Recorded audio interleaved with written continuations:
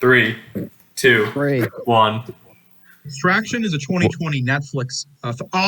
Not Extraction. It's Six Underground. Sorry, these generic Netflix white guy with a beard fucking shooting people blockbusters. I'll get in my head. Hello, this is Michael from Baycast.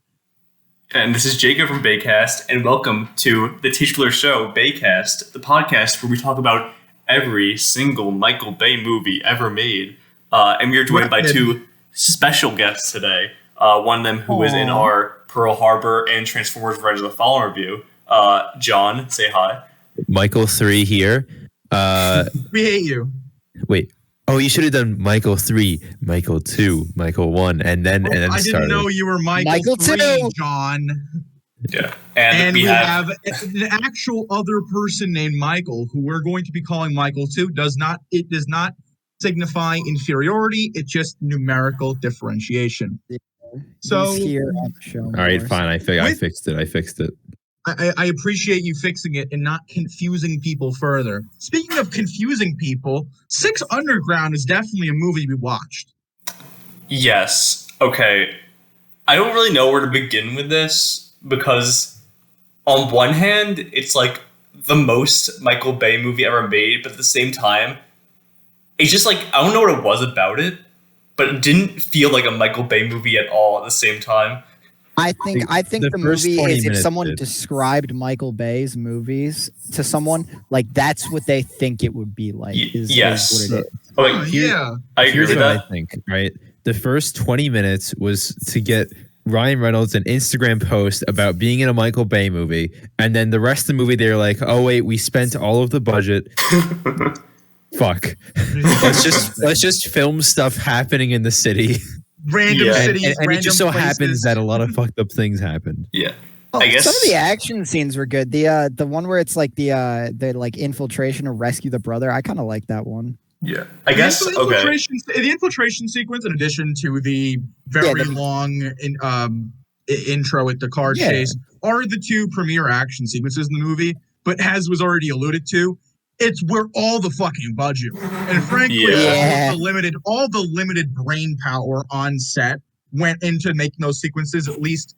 I would say flow well. They don't flow well. It's Michael Bay. It flows about as well as a river full of mud, but like really slimy, sludgy mud. Great metaphor. But at least there's momentum, unlike the rest of the movie.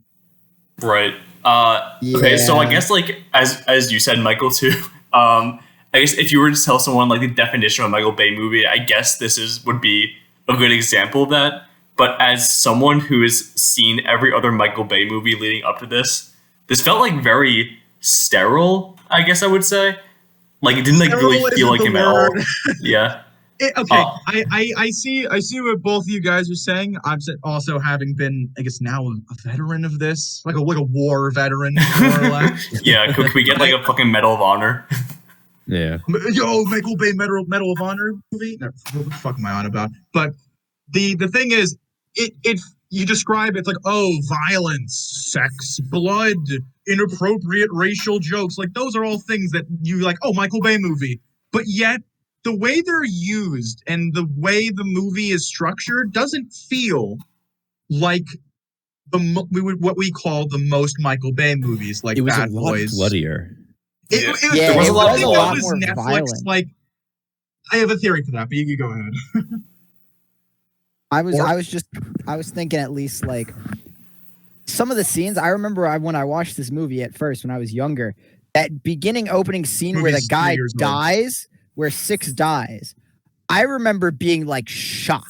Dave 'Cause I was like, Franco. This We is were like- fucking hyped. We're like, oh shit, they can, Dave Franco. No, Yeah. It's like traditionally in these kinds of movies, those people don't really die. And if they do, it's not that gruesome. It's a lot more somber in these types of movies. Yeah, Like, it's like, a heroic oh, no, sacrifice. mentor character got shot or something like that. And then they like all crowd around him. But like, I think it was so much more bloody than like, not even most of his other work. It was just more bloody No, it and is. like unceremonious, just generally. I was really Yeah. hoping that this movie, it would kind of be like the Suicide Squad, where like no character was like safe from like dying, but spoiler alert, none of the other 6, or I guess none of the other 5 members plus the other one they add after he dies in this movie. So it's just fucking lame, and we follow these characters who literally don't have names for most of this movie. If like it was like, oh, there's 6 spots and they're constantly kind of being switched out because they're just getting fucked up, you know, oh, anyone could die, like that could have been kind of cool, like the Suicide Squad. Yeah, I don't know why they made it so that they only have gone on like one mission, and it was that intro mission. I feel like that wasn't the best decision story wise. Well, I'm okay. Well, right. While I'm not like, oh, this movie's so good, you don't fucking get it, Mike. But the thing I'm getting at is, would you rather they spend an additional 15 minutes talking about like this on this mission? This is where whatever. No, they you go could through. just say like, you just gotta say was, like, hey, we have other missions we've done. Yeah, they do go through not different missions, but different aspects of a larger mission that would kind of fill the void that in a, I guess, slightly more conventional action movie would do that. You get some of the backstory for everyone except for the Doctor, which I love that. I do kind of understand what he's saying though, where it's like it's weird that like they seem so set in their ways when like it's kind of implied that this is like the first thing they've all done like together. That's why I'm saying like it seems like there's some kind of like ritual that they've been following for like a long time, and like, that's why like they're trying to we didn't need like 10 minutes of like, oh, remember when we did like an elevator scene? Yeah, no, you just go like you can like say like, oh, yeah, there's this, but like that's just Michael Bay character. Being more familiar with like each other, that. maybe. You know, could have helped a little more. Every character in these movies starts off the exact same way as they end, so I can't say I'm exactly surprised or even. Well, Ryan Reynolds had a character arc. Yeah. A very basic mandatory character arc. They need to at least have one. There's like people aren't 10 expendable characters in this movie. Do you want to talk about like? What? Sorry. Do you want to talk about like the pacing / like editing of this movie? That makes it like way more confusing / jumbled than it has to be. There's Michael Bay for you. Yeah. Okay. But even like I don't even know. Okay. So like for this movie, we obviously we start off with that car chase, and then there are like a couple of like really weird scenes that just like come and go out of nowhere. So we had that car chase right in the beginning, which granted was kind of cool. It was fucking high octane adrenaline nonsense, absolutely, but kind of cool. And then like we like throughout like most of the rest of the movie, we get flashbacks for each of the characters that quote unquote explain their backstory and why they joined the team, I guess. But why they're part of the team. Yeah. Not why they joined. They joined because disavowalment. Yeah, all right, yeah, that's what I meant. But anyway, for like what we're saying, it's I guess the length of each of the character arcs aren't even like, because the one for 2, the one played by Melanie, or what the fuck is her name? The one that looks like Melanie the bride from Inglourious Bastards. Hers was like 20 seconds long. It was like really short. And the one played by the love interest from Morbius, she didn't even have one for some reason. I'm not mentioning that. I'm like, when are we gonna get it? We never got it. Yeah, I'm still laughing. I know you guys are like the experts, but you're forgetting this is a Michael Bay movie, and she's a Hispanic woman in a Michael Bay movie. I know, but that's not an excuse. Yeah, it doesn't change the fact that it's. I understand, and even in the next movie, spoiler alert for Ambulance, we get a much better developed Latina woman as a main character. So, it's not like Michael Bay's incapable of it. He's just like really bad at it in this movie. Yeah. And Transformers 5. Right. Oh yeah. Just the 5th one. Specifically, the girl, like a Latino girl. Yeah. But let's just I will say, my biggest problem with the movie now and when I first saw it was that, and I don't know if you want to go into this more now or we can come back to it later, but the villain is like the least compelling villain ever. Like I Okay. could not. If you put a bunch of characters in the movie like on like a screen in front of me, I could not point out which one was the villain and what his name was. I did So like I the just- part. I just- I did like the part at the don't care. beginning with Ryan Reynolds and like him talking, but that's about it. Like, Because that was just him them being the Ryan bar. Reynolds. No, I Yeah. understand that, but it was like him in the bar where they're like talking about it, like the Shakespeare thing. I know it's not super subtle, but I thought I'd liked that a little bit. Well, John, you say this Yeah. is the least compelling antagonist ever. You clearly haven't seen many Michael Bay movies. Well, I mean, like, this is probably one of the most boring They're ones. usually He's definitely one of the more boring ones. I 100% agree with you're saying. I just think that, like, at least he gets to be comically evil for no reason. That's a plus. there is a point where he gets to be comically evil, but Which it's I still, liked when he's just like, kill everyone, murder the hostages. yeah. You know, like, Wait, also he like threw those guys off the like building. who could have killed my men? Like, he just Mhm. pulls Yeah. some bullshit like that. I guess I gotta kill all of my men. Yeah. I also like how he had a firing squad and then he decides to throw them off a building instead Yeah. of shooting them with the firing squad. Yeah, like he has his firing squad cock all their guns and then throw them off the building. No, we Yeah. are throwing you off the 850-story building. Yeah, gotta save bullets, you know. Yeah. Yeah, costs are. They had costs some to are spare high. later. Yeah. Jesus Christ. So, not to go back to ambulance again, but like that is something much better there. Where, I mean, like, who even was the antagonist of ambulance? them. No, Jacob. They're not the bad guys. They're just the It's guys the guys trying to get home. Trying to give- We're really hyping up ambulance. Yeah. Okay. Sorry, we But won't yeah, spoil like, ambulance until next week. Okay. We'll stop talking about ambulance. Okay. But yeah, it's just this guy was so boring. Yeah. And also, like, so, like, you know, obviously the plot of this movie is just there are these guys who pretend to kill themselves so they could do missions that the U.S. government wouldn't approve of. And the whole mission of this movie is for them to kill this dictator of this made-up country. I think it's made-up country. It is Pretty made sure up. It is Yeah. made up. I don't want to offend if it was We're good. Yeah. So obviously, extremely simple plot, just to kill an evil dictator. But again, like I mentioned, like the editing and pacing, the way they just keep cutting back to shit, back and forth between shit, it makes the movie way more confusing and needlessly tedious than it has to be. But granted, I kind of liked it in some instances. Did you like the first Deadpool, Michael, too?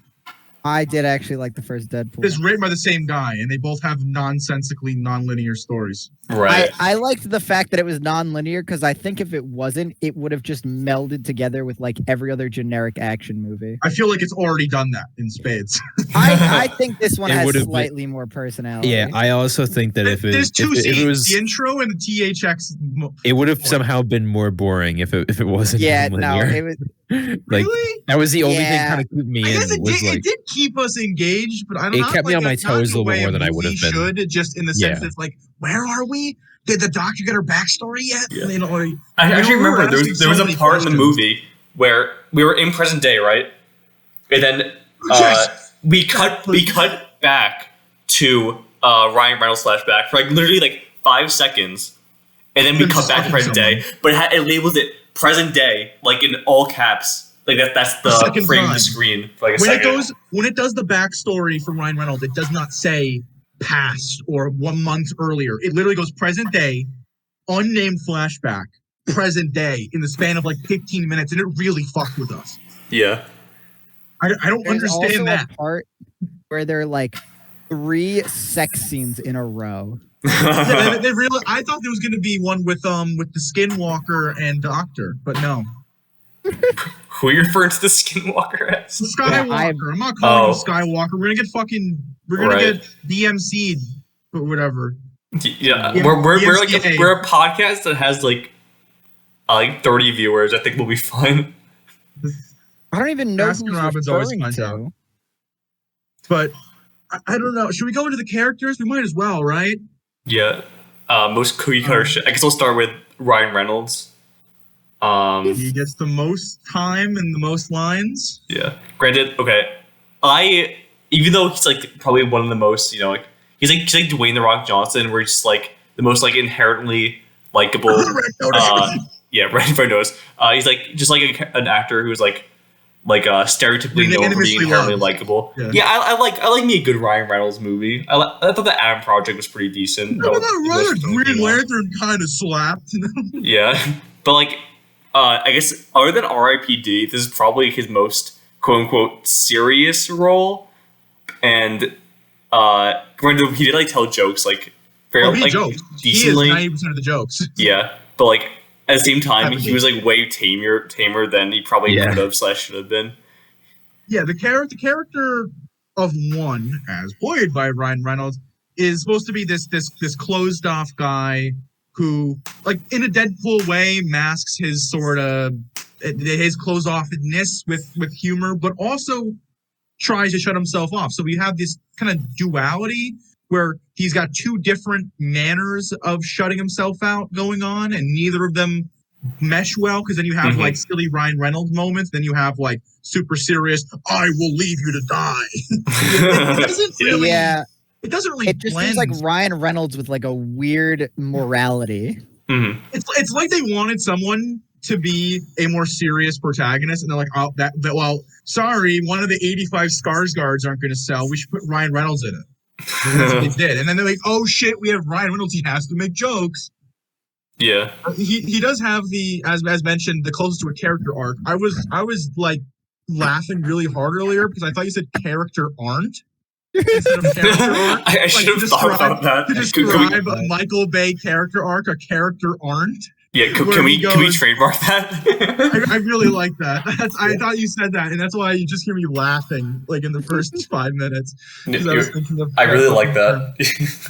but he goes from like, I don't like people. I'm going to shut myself off, and then he just goes, I'm here for my friends. For like no reason either. Like he just kind of does it. He's just like, yep. Yeah, absolutely. There is no logical development. He just on a dime. I also like he gave like a very poor reasoning for why they can only refer to each other as numbers instead of their actual names. I guess it's like, oh, don't get too attached to them. Well, I think that's more him than I think that's him more than the organization. Like, he's talking about it to Seven, and then everyone's like, look, my name's Chris. My name's like, they just start like and he's like, I'm not telling you my name. Yeah, he just didn't tell it. I guess maybe we were supposed to know when the sequel came out that's not going to happen, but no, I we knew digress. from the prequel his name is Melvin Sneedley. You fucking said that. We had like a theory going on throughout when we were watching it that for all you viewers who've seen the first epic movie watchers. There's a character called Melvin Sneedley who's like this who's like this evil genius. He's an emotionally closed off genius. Yeah. So, and in this movie, Ryan Reynolds is like an Elon Musk type CEO who went rogue after, this isn't right. I can help somehow. But the fact that he tries to be so emotionless is entirely in keeping with the character arc, not character aren't, because unlike this, Captain Underpants is a real movie from that movie. It's a fun theory. It's like, Snowpiercer Willy Wonka levels of why the fuck not. I agree. Yeah. So I guess we'll move on. Line with the characters. We're on 2. Yeah, we're on 2. 2 played by Melanie Laurent, who's probably most famous for Inglourious Bastards. She was boring. Yeah, she also looked a lot like the Bride, I thought. Yeah, well, two Tarantino movies, I guess. Eyeliner. Yeah. That's how you do it. I mean, her character is boring in the sense that it's like, she's like, Ryan Reynolds is the character who is trying to be serious, but like can't stop making stupid jokes. She's just serious, but she can't. Maybe if they melded 1 and 2 together, that'd like almost be a good character. Yeah, maybe. Okay, if we melded those characters and removed 3 and removed 4 and removed 5. Wait, which one's 3 again? 3's like the big Spanish guy, right? The quippy shit. Yeah, he's like probably the character Ryan Reynolds should have played. Yeah, the movie reference guy was so fucking annoying. Oh my god, not the movie reference. Why do you remind me of that? Spanish guy, When Ryan Reynolds is telling you to stop making references, you know something's fucked. Yeah. It's literally the most annoying motherfucker on the planet. So, yeah, he's just 3... played by Manuel Garcia Rolfo. Yeah, he was really annoying in some scenes. I guess. since we're not really talking about this movie in chronological order, I guess we'll talk about the scene where they're rescuing the brother of the dictator, who is like the good guy, I guess. So when they reference, so during that scene, 3 just keeps fucking hammering down on these fucking movie references for like no discernible reason other than I guess because he was with the laugh because he had like a small sniff of the laughing gas that they used. He started doing that long before the laughing gas. Did he? Or was it like I remember him saying the stupid shit with the mask on. And then he takes it off after it gets shot. Even during like his like he didn't even actually technically have a backstory. He just went to go see like his mom. Right. Yeah. And he's still like, and during that, he even like made a reference to like Nurse Ratched during that. Yeah. Like most of his lines. That one guy who's watching him. Yeah, who's the guy who's watching him when he was seeing his mom was really funny. That was one of the 2 moments where I actually laughed. Like just watching this guy just posted the fuck up, unflinching like a goddamn gargoyle was phenomenal. Yeah. It's like a Monty Python joke.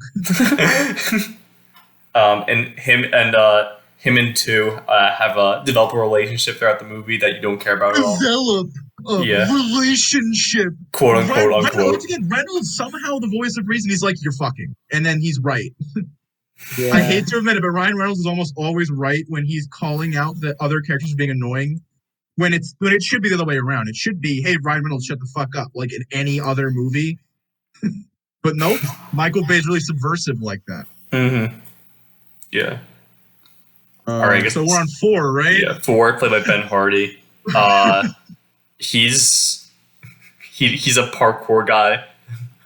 He always gets himself entangled in situations like, "Oi, I'll go to this rooftop," and he's like, "Oi, shit, there's 4 people here." That happens like 3 times. The exact same situation where he goes to a high elevation. There's 4 people, and someone needs to bust him out. I was really expecting him to be the character to die. That would like, didn't you say that? Like he would be the character to die. This guy's giving up the "I'm going to fucking die" alarm. And then he's the one who'll bring all the characters together. But no, he doesn't die. But I guess he is kind of the one to bring him there because like he was gonna die, and then he's a plot device. There were a couple of like shots where when he was doing parkour, it was like shot from like a POV shot. That was kind of reminding me of Parkour and Henry. Oh, I even remember from like the first time I watched this. I feel like in this movie, Michael Bay, like while he was making this, learned what parkour was. And that's in each of his movies, he always finds some new hyperfixation. Yeah. In Ambulance, you'll see his next hyperfixation. That's very obvious throughout the movie, but I won't spoil it. I'm excited for that. But like just looking back, like Pearl Harbor is he discovers history books.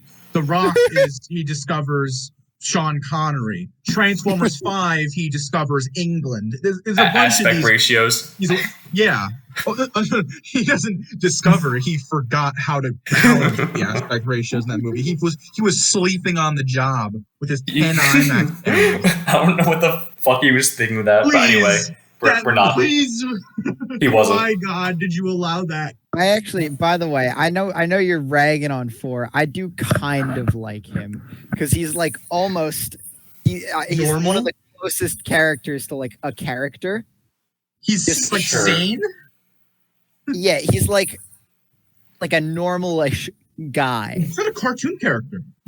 That's why, and I think that's why he was giving the Red Flag Death vibes. Was because this guy's normal. He's gonna get fucking like murked. Like he also like had like this whole thing about like oh, I'm not scared, but like when he was like lying about being scared. Sure, it was like a Flash from Justice League kind of character. He's a funnier character I've ever had. He's the K-12 there. Yeah. And so I think we've covered 4. He just gets to be in peril and do a little bit of neat parkour. Still worse than Kingsman. But there was actually a nice shot in the beginning when like they introduce him and he like runs down the building. I don't know how he was up on that building for any reason. If he was just cinematic framing. But it looked cool. It was kind of cool. It was all right. It wasn't like there weren't like 5 cuts. It on was him visually descending, interesting. it was like 3. You know, I think it was actually like decently long of a take for a Michael Bay movie. yeah.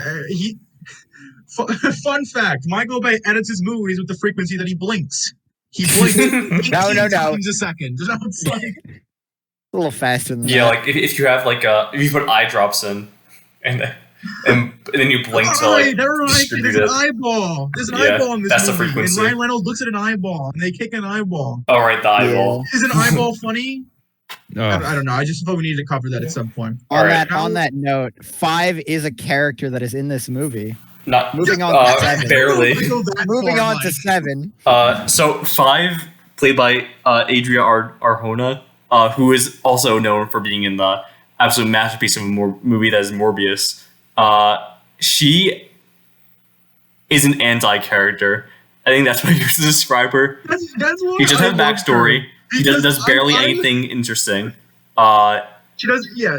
Okay, well, we're saying the characters aren't getting backstory. This movie frames each of its numbered characters through full screen title 1, backstory for 1, full screen title 2, and then it gets to 4, and then there's no 5.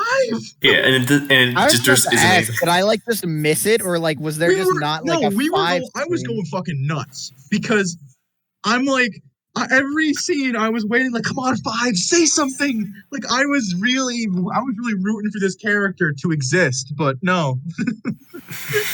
There just wasn't one there.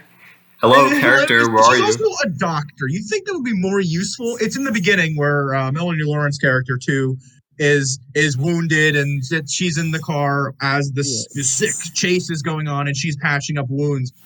That's the only doctorly thing she does, and I think she gets more than 3 lines in that scene, which is more than I can say about the rest of the movie. I feel like what happened is they wrote the script, and then Really? No. No. Not for this Okay. movie. They didn't write no. a script. Let me.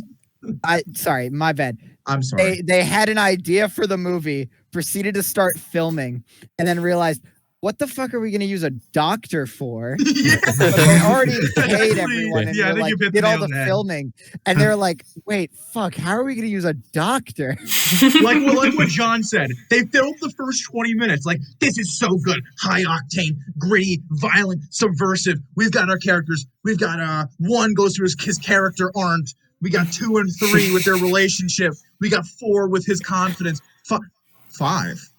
Who the fuck is 5? Whatever. We'll wait, we'll is get this there not later. 4 Underground? It should have been okay. There should have been no 4 and no 5, and it should have been Underground. Then we could have called it Bore Underground, just because it would put me to sleep. Yeah.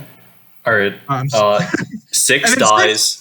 Yeah, He's not- 6 he's is not the a character. driver from Driver, and is Dave Franco. I probably would have liked him better than, like, he seems like 4, but like a little bit more insane. But I think that kind of it could have been cool if he survived. he seemed to. 4. Yeah, we were saying that 4 is tolerable because he's not totally off the wall. 6 was kind of inching on probably a psychopath. Yeah. Of course, they killed him and left 4 alive. Yeah, but I feel like if 4 was instead the driver and was like a normal guy, and 6 was the And then psychopath died. who Yes. was like the fucking parkour guy, I think that would have That would have made more sense. Because then Yeah, you could also he was have the more real driving Joker of the scenes, movie. too, which would have been cool. Because like He's a the driving, at least in this movie, was better than what I've seen in most other Michael Bay movies. I gotta say, Bad Boys Well, 2? Bad Boys 2 has I haven't has seen a Bad good Boys chase. 2 is the issue. The Island has an alright chase. Transformers 3 has a pretty The good Rock. one. The You're Rock- naming every single movie I haven't seen from Michael Bay. Okay, we'll watch The Rock. All right, Yeah. It's But, like- actually a solid movie. Yeah, it was way back. It was months ago. Yeah, it was months ago. But I still do love The Rock. The Rock is still probably the best one. And it might be the best movie he ever makes, but I It might digress. be the best movie ever made. You're right, Jake. Yeah. Speaking of the greatest movie ever made, 6 Underground. 7 is in this movie. He's the immediate replacement for 6. I hated 7 even when I Really? was a kid. It's 7. I find him so boring, and the way he Yeah, Yeah, like every other character is Hey, you know boring what? in this I movie. couldn't pull myself to hate him because everyone's He's boring. no Dave Franco. he's like just Corey more Hawkins. boring than everyone else, though. Like he's just But he played like Macduff in the Tragedy of Macbeth. He's the generic action protagonist. Like, we came pretty recently from 13 hours on a movie. Fuck, 13 hours, where everyone is a generic military man. So this feels like something, a character idea. They just plucked him for that movie. Yeah, literally. Like, Corey Hawkins is in the back of the scene in the embassy. Like, he's meant to be the earnest, emotional core. He's like, you don't leave your friends. That's not what we did in the service. Like, he's the Boy Scout, pretty much. I get the point of him. He's just so fucking boring. Yeah, he's not like total deranged psychopath he's just, 5. Yeah, he's just like he's just like has like this like he's just spouting the message of the movie over and over again as his only dialogue. Like a Starman character. He literally is a Starman character. Wait. I saw the most amazing Starman video the other day that we gotta watch at some point. Oh, the Starman video? Ryan Reynolds tries to betray team, regrets it immediately? There was this recent Darman video in the past like few months where there were like 5 twists at the end. And it was the most amazing movie. Like it was so much better than this movie. That was actually the first thing I thought when I saw it last night. I was like, wait, this is actually better written than 6 Underground. Oh, I thought you were saying you hired Darman to write I thought you were going to say, when I watched 6 Underground, I thought, man, this is so much worse than Darman. Nope. It's the exact opposite.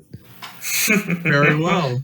So we've gotten through the characters, and we've gone through roughly what they attempt to do, because they're generic roles. Like, they all have the roles, as we said, except for, like, two is just a woman, right? Pretty Basically. much. 2 is something. I forgot what they said. The FBI agent? The military? The CIA spook. CIA, yeah. That was it. I remember. That was one of the stupidest ones, and I forgot it. 1 is the CEO. 3 is that's 1. 1 is the billionaire. That's what I meant to say. I meant to say 1. I don't know what 3 I'm is on the about. hitman. Yeah, 3 is the hitman, and he does get 4 is like one scene where he gets to hitman people, and it's pretty fucking cool. Yeah, it's creative. I think 3 was a good idea. Like, it was a really good idea. They made him a little too quippy, but if they made him a little less quippy, what was that idea, Michael? He kills people. Well, yeah, but do you want to talk about the best?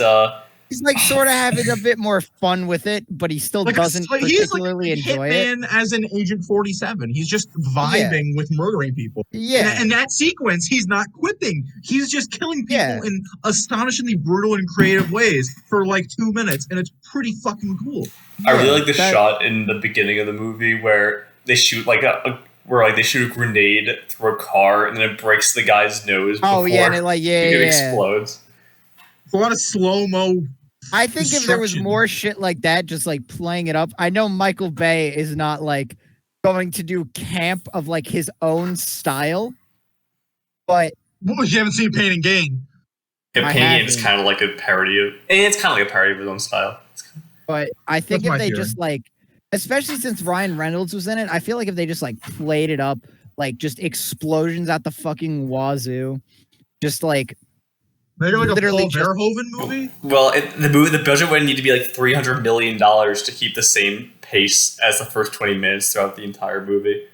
Wait, I guess. I just gotta interject real quick. I finally found that Darman video I was referencing, and I only saw a clip of it. But I didn't actually get to see the full thing. I finally found the video, and I just noticed in the description of all his videos, the credits before. Okay, so director doesn't go first, writer doesn't go first. Do you want to know what was always the first credit in every single Darman video? So.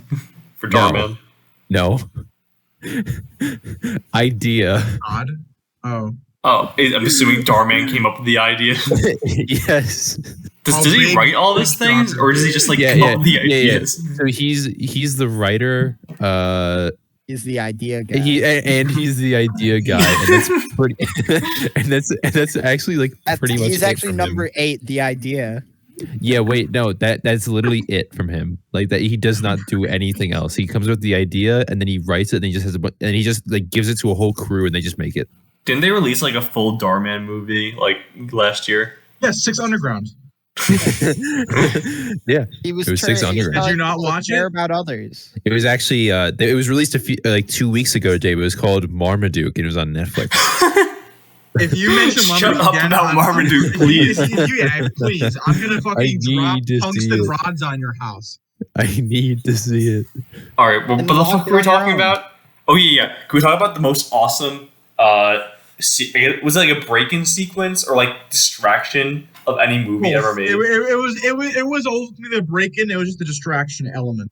Yeah. Okay. So when they were rescuing the dictator's brother, This is like halfway to the movie, by the way. yeah, There's we just nothing keep jumping important around, between- but like, No, who cares? we- This plot's so we're not stupid jumping simple. around You can get it. randomly. It's just like the movie. It's just the movie. Yeah.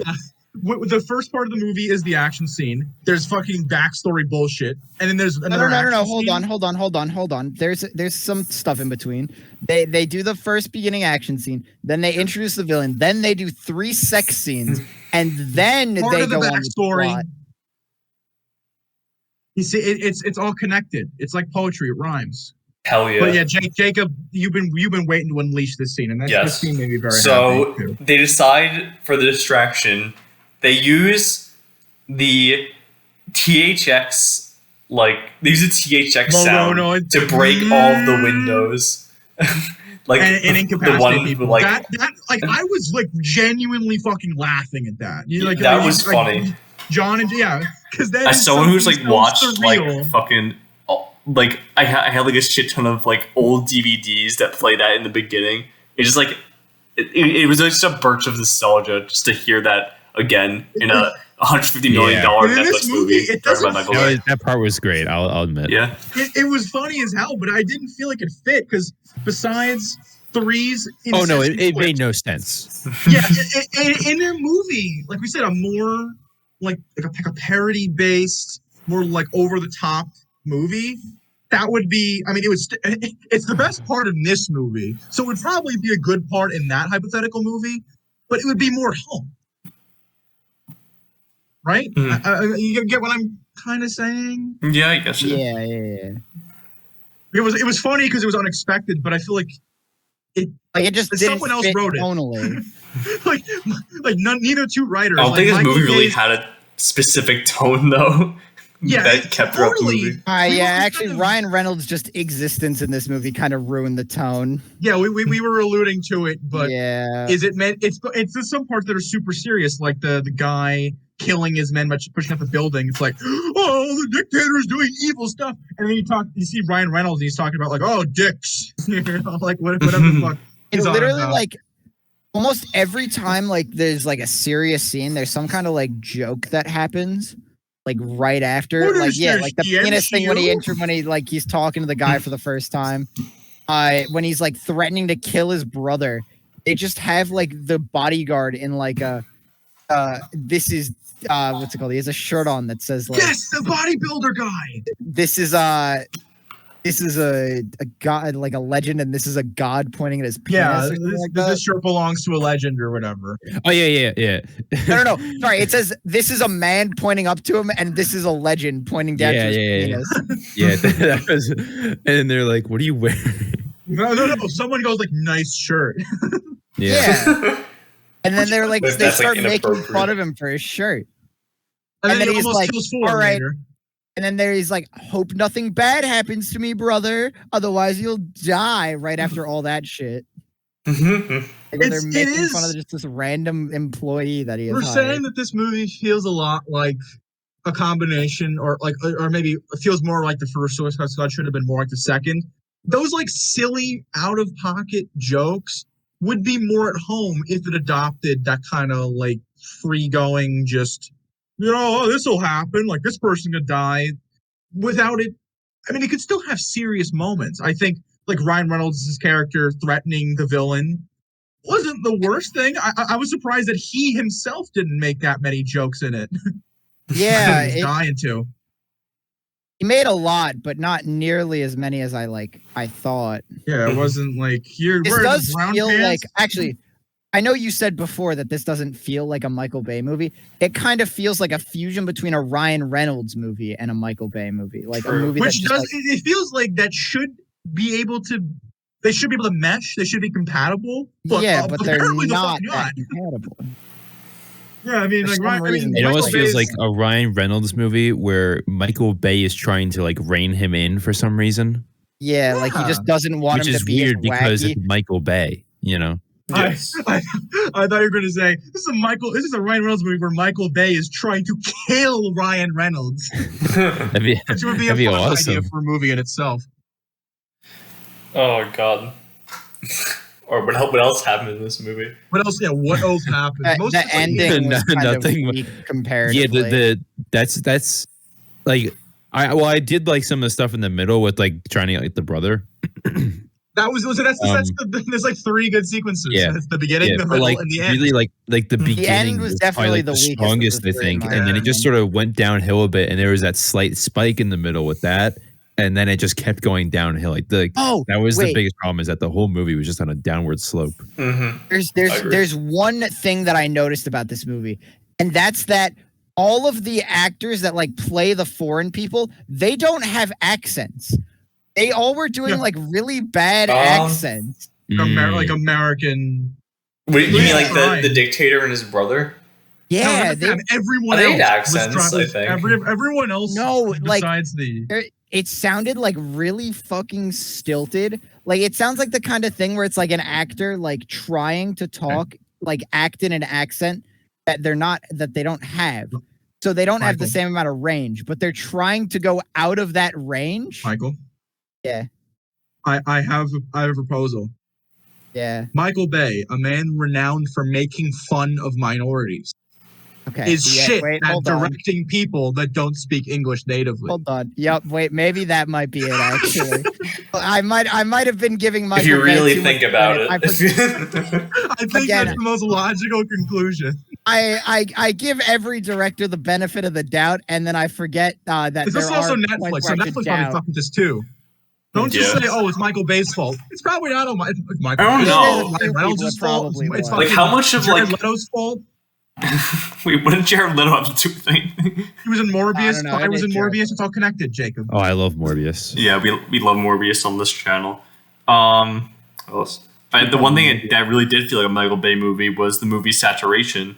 Oh my It God, was yeah. oversaturated. yeah, and This that is was- the most. The people- diner scene was Sorry. easily like the worst We were, about it. we were It was cracking up. yellow. There was a fucking It was light, like a stupid. pulsating orb in the middle of the room that was frying Ryan from the inside out. It was like Diner was yellow. There's a miniature sun in the middle of the room. Michael Bay constructing the fucking Spider-Man 2 Doc Ock tritium device. Like, come on, guys, this is your natural light. Get to acting 5. Be foreign. Reynolds, be funny. Wow, He they're could've getting their skin. They were scorched outside off. too. He could have just had them like outside. No. Or he could have had That's how he and just rolls. close the window, or like They actually planned to have Dave Franco's character survive and be in the rest of the movie, but during the filming of that scene, he got incinerated. died from So they radiation had to just poisoning. edit him out. Yeah, have you seen James Franco in a movie since? Dave Franco. There's a You know, difference. I don't know. James Franco didn't get canceled. He's just mourning the loss of his brother from the set of Six After Underground. Michael Bay disintegrated. Yeah. Yeah. Oh God, yeah. All right, what That else? diner scene was fucking hysterical looking. Like Yeah. it's I did it's comical. that. The joke in that was actually a little bit funny. The diner scene where it's like the like guy that's just sitting with them. Oh yeah. No. That wasn't even the diner. That was later. Oh, I was No, that was Wait. that was early on. No, I think that When was that? That was in a food place. That wasn't. It was, in a it was diner. in a They were food place, but it restaurant wasn't the in Hong diner. Kong. Yeah, Oh, I and there think it was was something like, else. who's this? Oh, it's Raymond. Yes, it was it's Raymond. Raymond. That was fucking. That once again, like the guy standing in the background, like the THX. You it feels can like you from can an tell action when like fucking- Ryan Reynolds had slight control over a scene. Yeah, so it was more. Those scenes are more absurd than the rest of it, which made those sequences a lot more enjoyable. But as we're saying, so much more out of place. Mhm. It's like Yeah, it like literally. it feels like it's from a different like the best way I could put it is it feels like occasionally a Michael Bay movie will cut away to a Deadpool gag. Yeah, it makes sense because the same writers. Yeah, like the Raymond gag is very much like the Deadpool 2, the guy with the mustache. Same with like the thing with the guy that's like Nurse Ratched staring him down, like that kind of shit. That's the you say Deadpool gag. I guess that's kind of in line with what I was thinking. But like the random guy reminded me of Milton from the Suicide Squad. Just a fucking random guy who shows up for no reason. And then that's a movie that we were saying this movie should have been more. Same with X-Force. They did it in Deadpool 2 as That's well. what I was just saying with the guy. I forgot his name, but the guy with the mustache who just appears and is there, and Peter. It's not really his name is Peter. Peter, thank you. Yeah, I can't believe I forgot Peter's name. Jesus. Yeah, that's really the best character. Actually. He's a funnier character I've ever had. Well, since we're going to the major sequences, let's go to the end because it's something that should have been far more interesting than it was. I didn't care. Yeah. It was just like on a boat. All the main characters are crowded on the Call of Duty Black Ops 2 map Hijacked, which Ryan Reynolds has rigged to be a magnet. The whole place is a magnet. They have like plastic guns that can like fight Magneto. Like 6 Underground. I mean, I meant like Fast 9. 6 Underground. It's like 6 Underground. That should have been my fucking review. Yeah. I mean, it's like Fast 9 with like the whole magnets and shit. But yeah. It's also you said it's like Fast 9. I don't disagree. You know what I think it's like? Get ready for this. Transformers 4. Also, elaborate, please. I think action movies are just like recently discovering magnets. All right, just let them have Michael Bay put a magnet in Transformers 4, and then he put a magnet in this, and then like, F9 is like, we should do that too. Well, to be fair with Fast and Furious, they're like, fuck, what haven't we done? What haven't we done? What Michael Bay's on it. Yeah. Oh yeah, giant magnet in the back of the car that just demolishes any other car. Speaking of Fast and Furious for a second, when Justin Lin left Fast 10. I was extremely disappointed that they didn't choose Michael Bay to be the director of Fast 10 because he would have been perfect. Amazing. Yeah. I mean, maybe he just didn't want to do it, but at the same time, like, come on, imagine the possibilities. And also, our podcast would be like 9 episodes longer because we have to talk about every. It would be 9 episodes longer. Good Christ. Okay, but about the sequence, it's hypothetically interesting because you have the main characters all doing different things on a boat as they're looking for the dictator, and Ryan Reynolds has his iPhone, and I like that controls the magnet. But I think the spin they tried to put on it was the phone doesn't always work. It's cracked. It's malfunctioning. Shit like that. But it didn't really invest you because it's like, he's going to fix it and it's going to work. There was no tension. Mm-hmm. There was tension when the really big guy with the legend shirt was beating Thor to a fucking pulp, but I didn't get anything like that with the magnet because it's like, Reynolds is gonna fucking like open the lock screen on his iPhone. It's gonna not work until the exact second they need it to work. And then it needs to, and then he's going to use the magnet to throw 89 knives at someone, like the Kitchen Nightmares intro, which happened.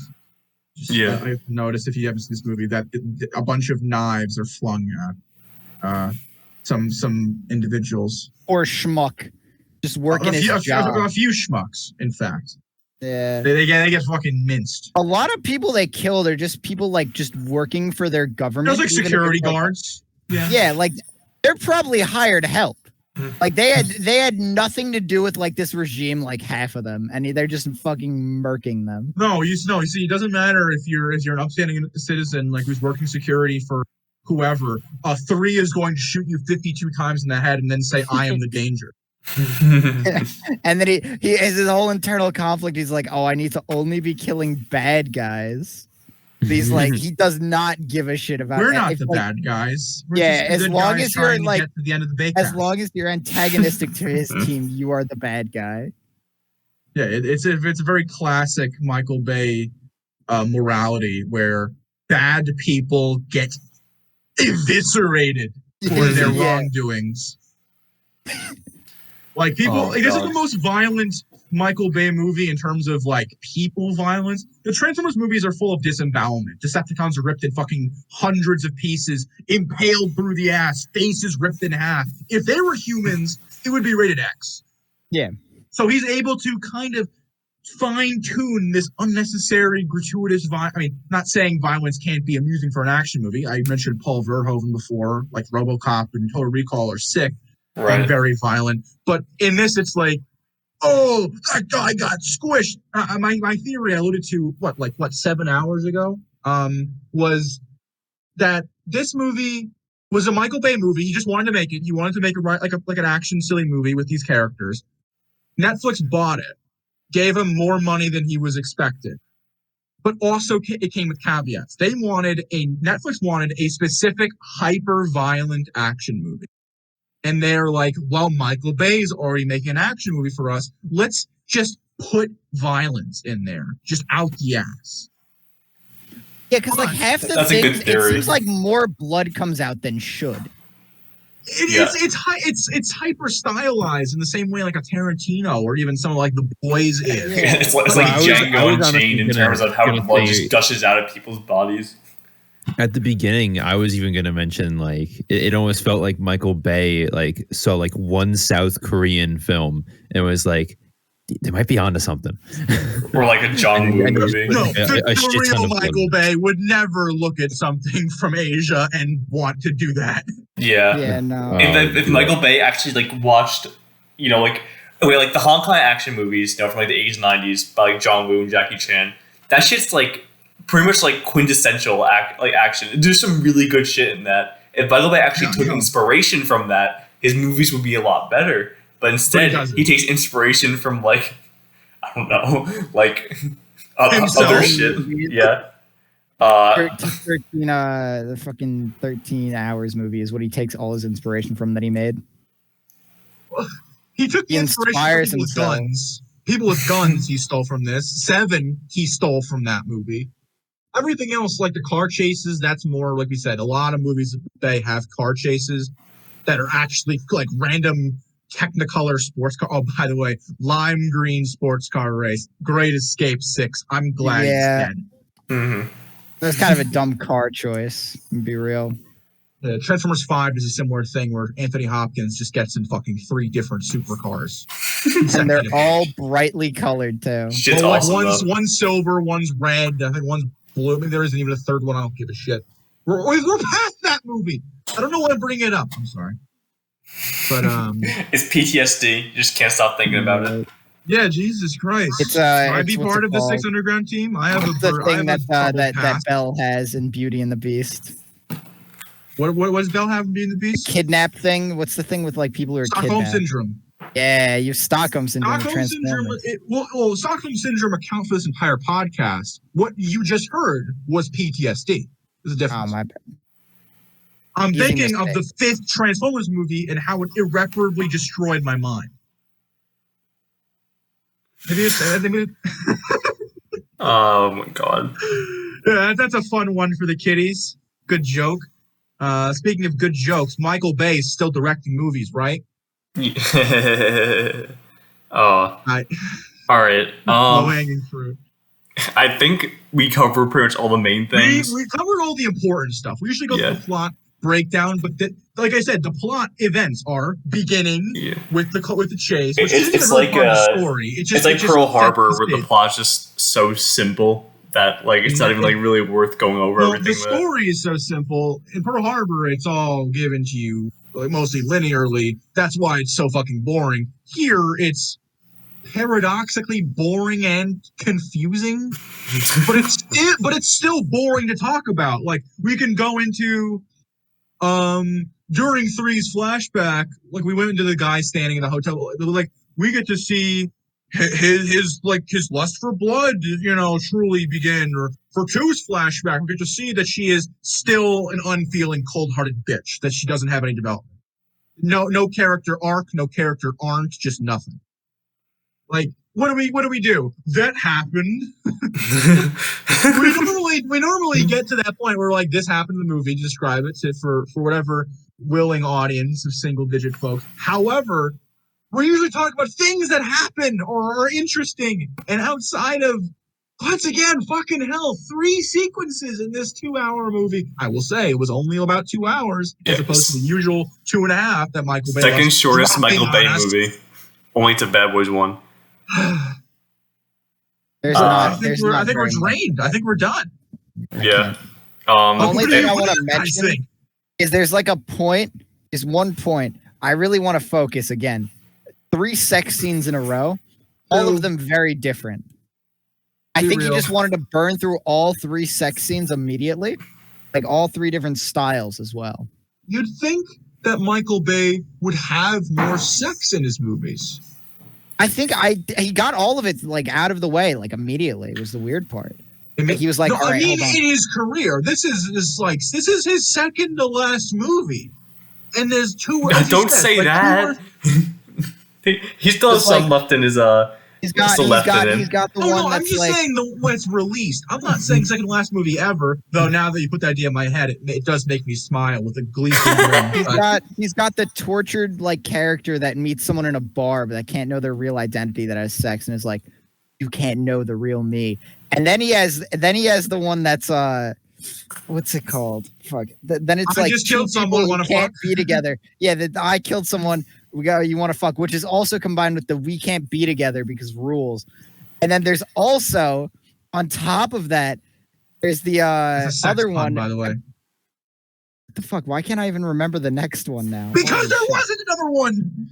No, there were 3. Were there 3? There was the one between 1 and the girl, the one between 2 and 3. More. I swear there was one more. Where else was there? I've been telling you was it with the villain? With all the like generals is immediately after those 2 sex scenes. Was there even a sex scene? The scene with it's not like it's a stripping scene, and it's right before the sex scene between 2 and 3 because they kill those people and then have sex. Okay, no, That's my bad. It's in between. But the thing that also made me think about sleazy, is like not all the women after the sex scenes literally like sit there in like lingerie with like a white background looking like fucking ethereal is like the best word to describe it. Ethereal. Like they're like pronounce that word. Ethereal, my bad. I'm sorry. Ethereal. Sorry. Yeah, I continue. I thought the acting from 3 and 19 was quite fake myself. But no, I guess that is sexual content. I didn't really see it as a conventional sex scene. My bad. Yeah, no. I saw people fucking, and I was like, "Yep, that means." No, that yeah, means there is. I guess that's Like, fair. we should watch I think I Basic also got Instinct. confused because they were still ogling the girls like they do in every Michael Bay movie. So I was like, "Yep, that means is consistent." It also like, I was very surprised at like the doctor didn't have a sex scene at all. I know that she's That's not what a I was character. saying. She was eyeing up fucking the Skinwalker, and I was thinking there was something gonna happen. Yeah. Nothing happened. Because God. like I know Michael Bay loves his sexualizing every single woman character. You are object of man, strong man, pound woman. Like, Michael Bay's Neanderthal logic pervades all. Yeah. But I will say though, as a closing thing, because I know I just put us on like a random tangent for no reason. No, it's a good after. It's like ending monologue. But as an afterthought, I will say I haven't seen very many Michael Bay movies. This is probably my favorite. I think it says a lot that it doesn't feel like any other Michael Bay movie. Like Michael 2, can you tell me what Michael Bay movies you've seen again? I've seen the first Transformers, Ambulance. Hold on, I gotta pull up a list of what I've seen. That's a hot take. I can't wait till I hate Ambulance and Jacob and I have a Transformers 5 because I think for pretty much most of these movies, we've like agreed we have been for the most part. So far. Yeah. I've seen Transformers 1. I agree with Jacob though. I think Ambulance is like. I've seen 13 Hours. You've seen iconic movie 6 Underground, similar to 6 Underground? Yeah, I've seen 6 Underground. Why is there not like a consistent? I've seen the Teenage Mutant Ninja Turtle movies. That's whoa, that doesn't count. Wait, that doesn't count. Oh my god. Produced, sorry. Although to be fair, when I watched it when I was like 10 or 11 when it came out, I his it was a Michael Bay movie. his grubby, greasy essence is all over that movie. It sure did feel like a Michael Bay movie, but we'll get to that soon, or probably not that soon. But we'll get to it doing eventually. TMNT? Wait. You gotta consult your co-host on this. All right, we'll discuss it after the episode. Oh God. Okay, hold on. But so you're saying you've seen Transformers? I'm gonna go to the Baycast through the Baycast thing. Meanwhile, plug for our podcast, Baycast. You may have heard of it. Yeah. Where we it's talk about this every cool little Michael new Bay podcast. Just a little tidbit about Ambulance is that there actually was a sequel planned after this movie came out, but then like in mid 2021. That was a mistake. I thought you just went. Speaking of Michael Bay, Ambulance. No, you mean 600. Did I say Ambulance? It's sorry. the only thing you think about. Sorry, all I think about is Ambulance all day long. All right, I'm sorry. A sequel to Six Underground was planned, but like in mid 2021, the producer said that they did not have plans to continue the franchise. The producer said that he admitted it was something of a disappointment, and I quote here: "We didn't feel like we got there on that one creatively. It was a nice hit, but at the end of the day, we didn't feel like we nailed the mark to justify coming back again. There just wasn't that deep love for those characters in that world." I wonder why there wasn't a deep love for the characters if you name them after numbers. Well, no, hold on. I love Codename Kids Next Door. All right. Yeah. Talking about that. They actually had names in that. No, they never said them though, except for Nigel. Number one. Didn't they all have names? Number one is they did all have names, but they only ever called them by their things, except for number one. Okay. I was more so saying this as there wasn't any characterization for these characters, so of course there wasn't any love. Oh yeah, no. That's a different statement though. Well, I think just saying number two is like ingrained in my mind. Number two. As you could clearly see, Ron James, we are unstoppable tower. I might go watch Codename Kids Next Door after this. Just watch that. Just clip. the better Six Underground. Watch the clip of them going up against LeBron James. It literally is. They do heists and shit in that too. Yes, but that show's pretty decent. This is less decent. But I'm saying it's a better one. Yeah, I wanted to go on the quote that Jacob brought in. The idea that someone worked with Michael Bay about the movie. Was that a Netflix guy? Did you say, or was it? I'm assuming it was a Netflix guy because I think this movie was made. Or at least it was gonna be made before Netflix acquired the rights to it. But I'm assuming the spokesperson. Because with Netflix, it's weird because it's weird what they justifies them making a sequel or more seasons of a show. I guess mostly watch time because I'm pretty sure this movie did very well. On Netflix, apparently it did. But at the same time, I guess it wasn't worth investing another $150 million in. But this movie did well at I find theatrically. It absurd that the guy's oh, we didn't really feel the spark. The characters weren't really connecting. Talk about Michael Bay, a man who made 5 Transformers movies. I think they're making a trilogy of Red Notice movies. Is there's no reason why they had to be held by the bounds of the continuity of this. I don't think anyone that's a huge Six Underground fan is gonna be another generic action movie. I'm gonna hate this. I only want Six Underground. Yeah, we talked about this is probably no one's favorite movie. Almost anything Michael Bay could be, except maybe this. I'd put this in a league with it's Red Notice and that kind of thing, where it's somewhat stylized action movie. It's got a gimmick. Yeah, Alita Battle Angel. I'd say it's that in the terms of it's never don't you dare compare it to the masterpiece of Alita Battle Angel.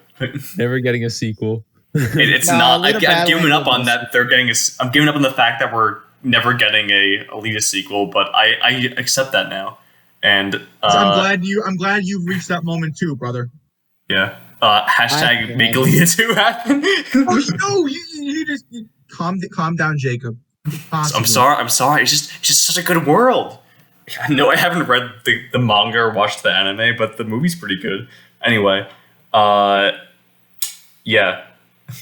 We've covered every ground with this movie, every Six Underground. Fuck, I hate myself. Can we just end this?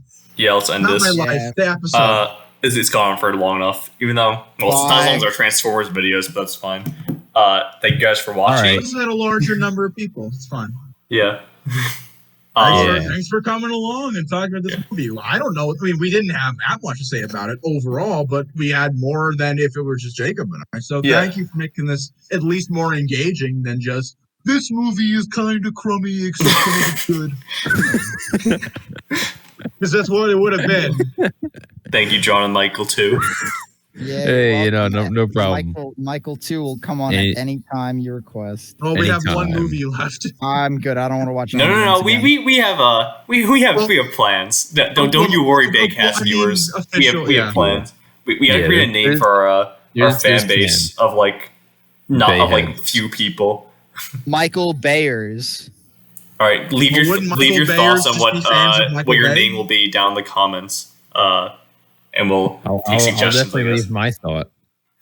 I think each fan should get an individual Michael number. So we get Michael Prime is Michael Bay.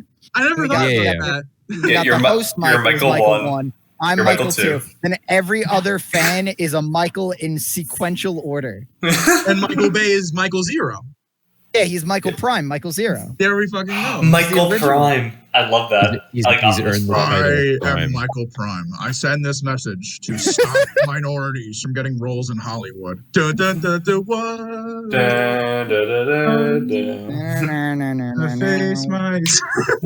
playing off the Baycast. All right. Thank you guys for watching. And take care. See you guys next week. Bye.